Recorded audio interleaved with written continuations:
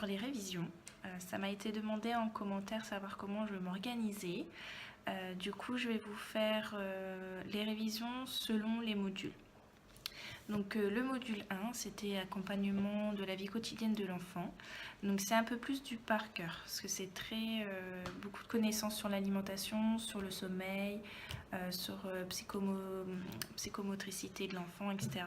Donc c'est du par cœur, mais en même temps un peu de révision tout au long de l'année, parce qu'il y a des choses à force qu'on oublie vu qu'on ne le voit pas forcément.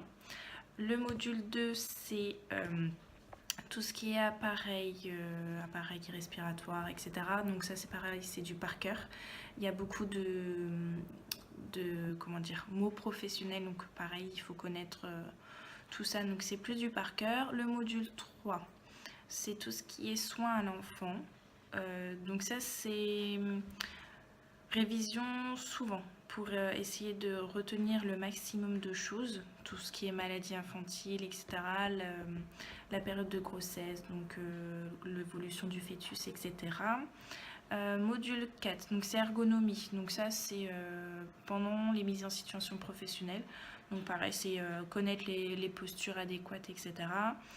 Module 5, donc c'est le dossier, donc pas forcément de révision à faire sur celui-ci. Le module 6, hygiène hospitalière. Là, il y a des définitions, donc il y a un peu de par cœur. Il y a aussi de la logique. Et pareil, c'est relire souvent les cours, quoi.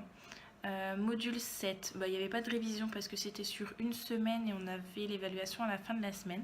Donc ça, par contre, c'est s'il y a quelque chose que vous ne comprenez pas, c'est vraiment de redemander à votre formatrice pour qu'elle vous réexplique, etc.